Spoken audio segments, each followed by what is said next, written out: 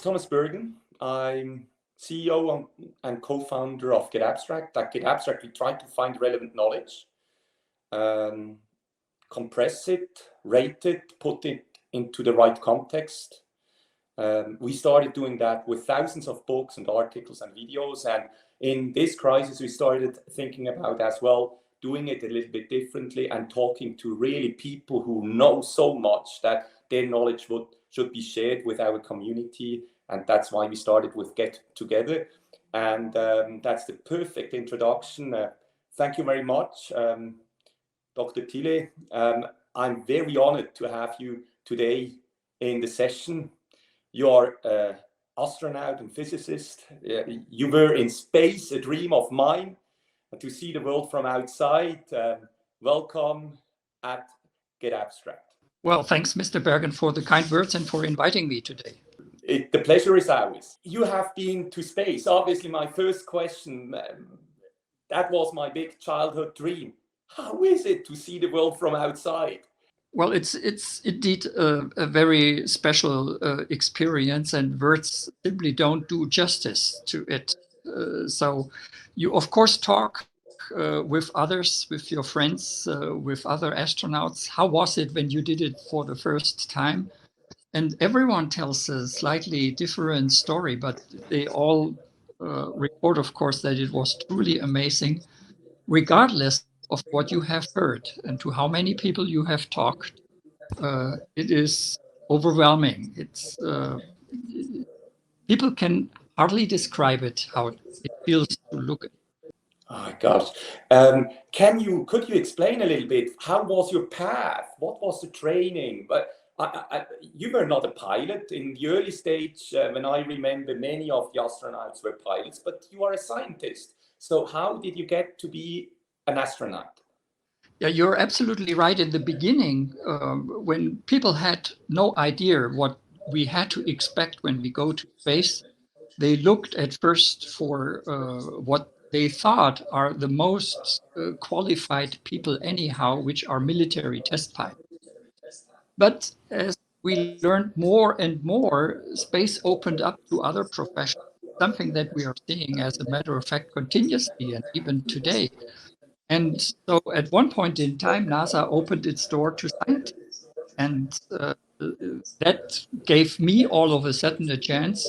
I always was dreaming since I was a boy of becoming an astronaut, but it looked like a path that would lead nowhere, not being a pilot.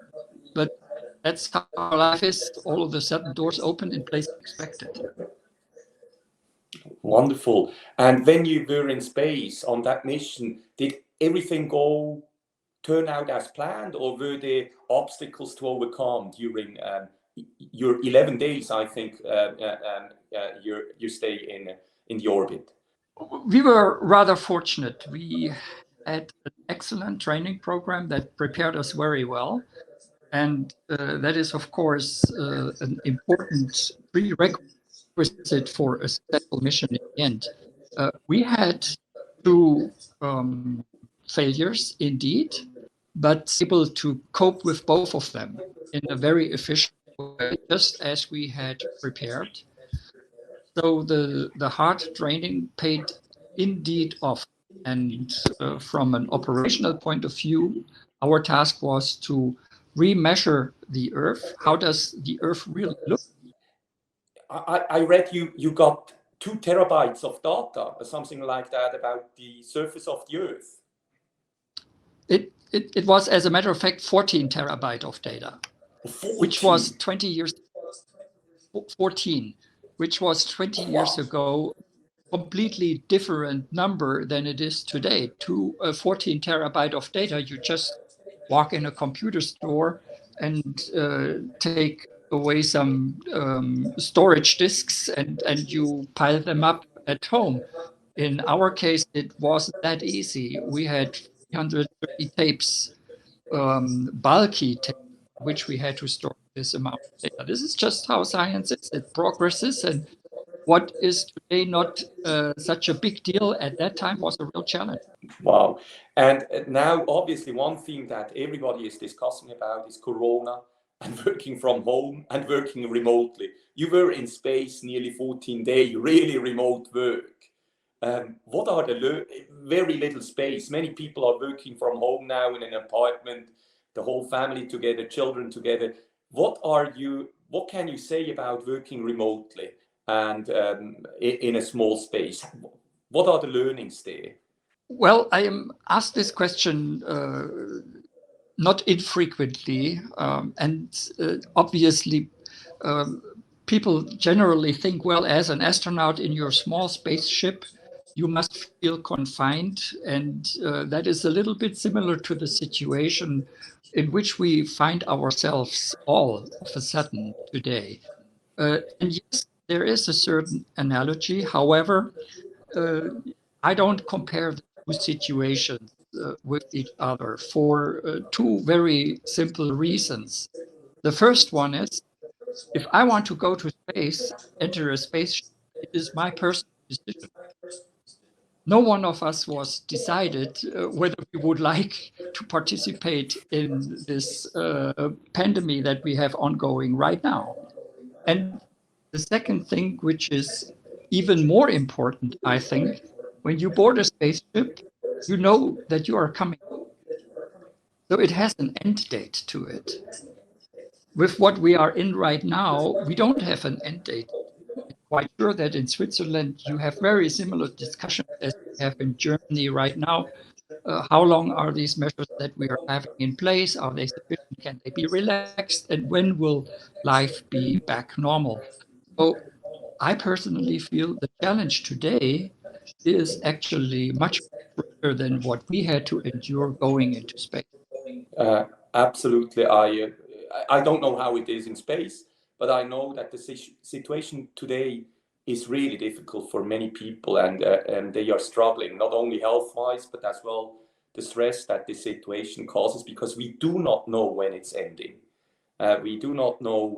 It's really driving on sight right now, as Mrs. Merkel very often calls it to be. Um, Having had the opportunity to see Earth from outside, did that event something change how you perceive life or perceive problems or perceive anything? What's important for you? This is a very understandable and immediate question, of course, and it would not be a fair or good answer to say, no, it had no effect. But it is very difficult to judge what exactly this effect is. We are sometimes confronted with news that astronauts who had been on the moon all of a sudden became religious people and heard God talking to them. But that is not the entire truth. In this case, it was James Irwin. He was already a very religious person before and philosophized about his stay on the moon and his perspective on life. There was with some people the perception that the flight to the moon had changed him, but that was not really the case. And so I am sure it must have had an impact, but it is very difficult to tell you it's exactly this or that has changed because of that flight.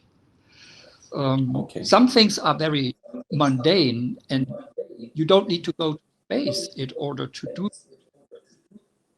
I can maybe describe it the following way, and this applies to everyone here on Earth. I'm sure it applies to you and your company as well. If you pursue an ambitious goal and a difficult goal, you sometimes think that is really hard to achieve. I am not sure whether I am going to make it. But if you have a team around you and they all what the goal is and work together, it really is miraculous what you can pull off. It is really a surprise. And to see we were only 1.5 years part of the entire team that made this mission. Often people think the mission lasted 11 days, but that was only when the astronauts were in space. The task was to measure the shape of the Earth. And we had 300 scientists and technicians and engineers who had prepared that flight. We then, together with others, participated in the spaceflight part, but then all the data had to be reduced and evaluated and analyzed. So the entire team was actually 300 people, not the 6 that flew into space. And to see all these 300 people come together, work for the same goal, that was fascinating. And one episode that comes to my mind, we realized on late Thursday, early Friday maybe, I forgot now the exact details, that a training that was planned for Monday morning to start at 7 o'clock would no longer work because certain parts were not ready. The training working until Friday evening, 9:30, to come up with a complete reschedule so that we had the chance to start on Monday at 7 o'clock with the training. It was not the one that was planned before, but to just see those people putting all their efforts together to make that happen was a miracle. On Friday night, when I checked my email, I saw the new training plan. On Saturday, I studied it in more detail so that I was prepared when the thing started on Monday. And it just continued as if it would have been planned all the time like that.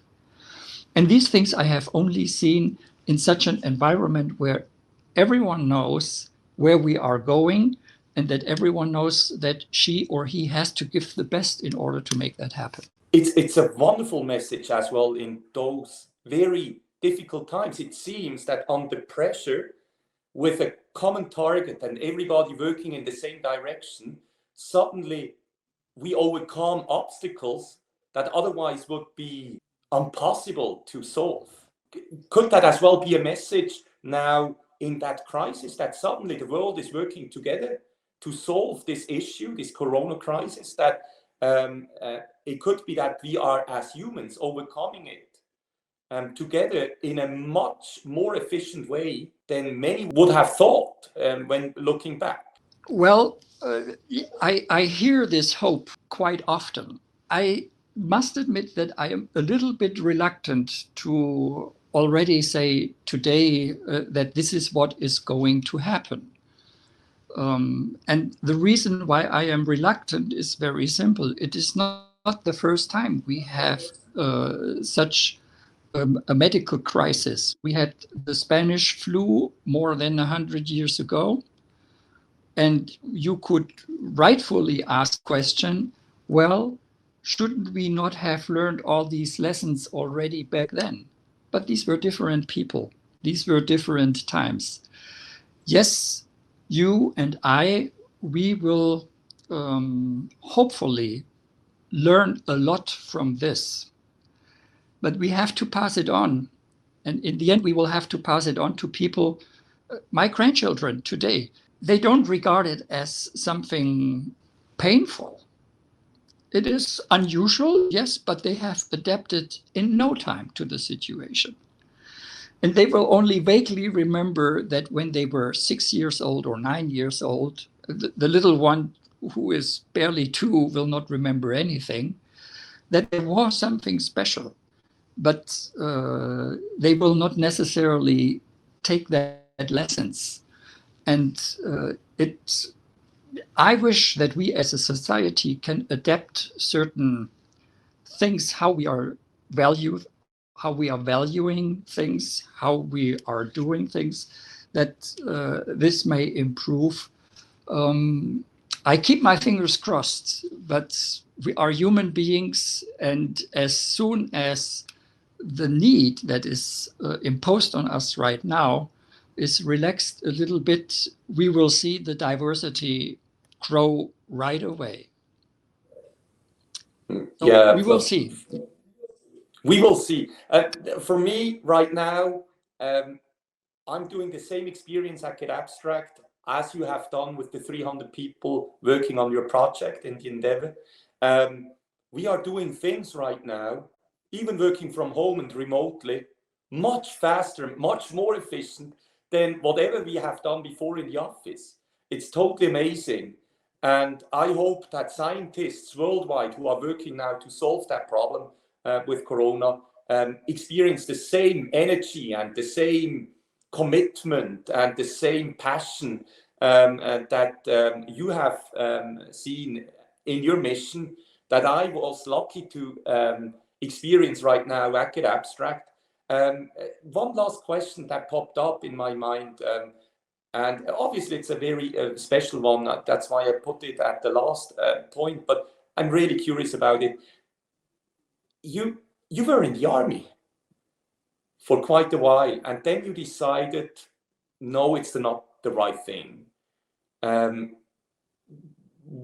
Was there something special that triggered that moment, or was it just an insight that you had? Would you talk about it or share that information? Obviously, I can. I share that information very freely. It is correct. I was in the German Navy, not only enlisted, but I volunteered to be an officer for 4 years.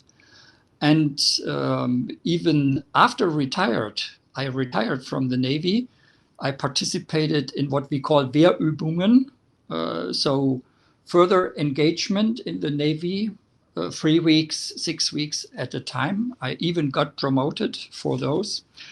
But then eventually I got married and our first child was born. And also, the time in the army was not a time where I had not questioned whether military force is the right approach to solve issues.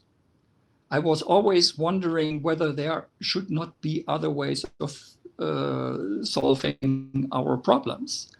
And we in Europe have learned that in a very, very hard way.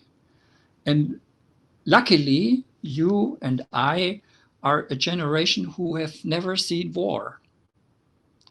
But one of my favorite politicians, the former German Chancellor Helmut Schmidt, not frequently, but now and then reported about his experience in war.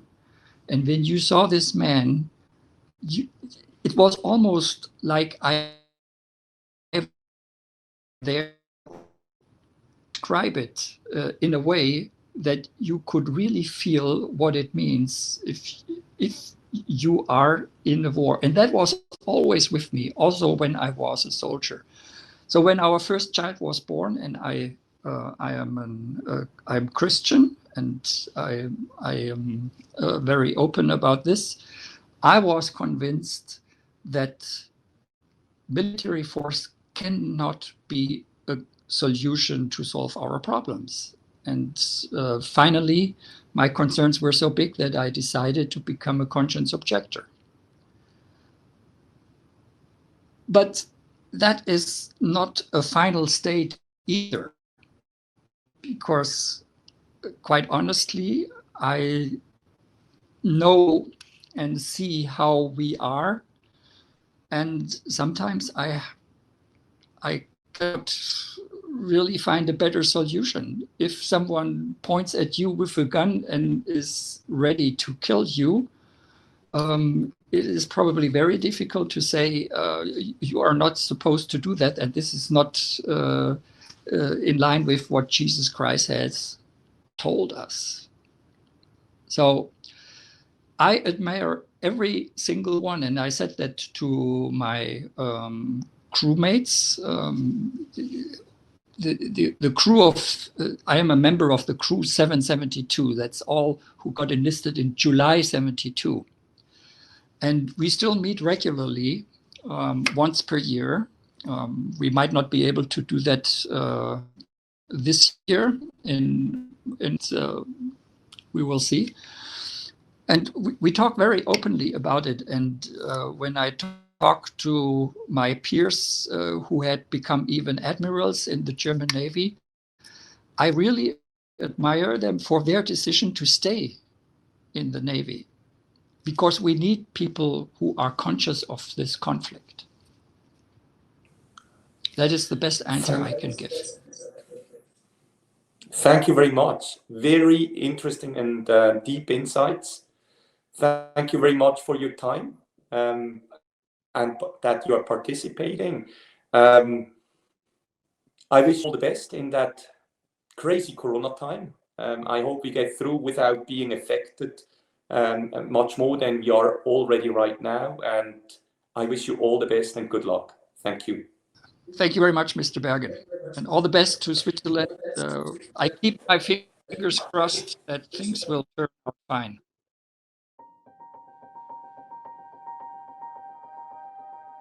Extraordinary challenges require extraordinary responses from thought leaders, company executives, and employees.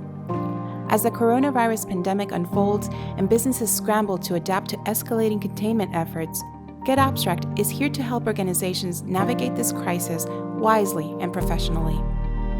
For over 20 years, we've been committed to providing relevant knowledge from reliable sources to help people make better decisions in their personal and professional lives. In line with our mission to empower decision makers with relevant knowledge from trusted sources, we are proud to offer businesses free access to our full library until May 18. Embark on a no-strings-attached knowledge journey with getAbstract. Sign up today.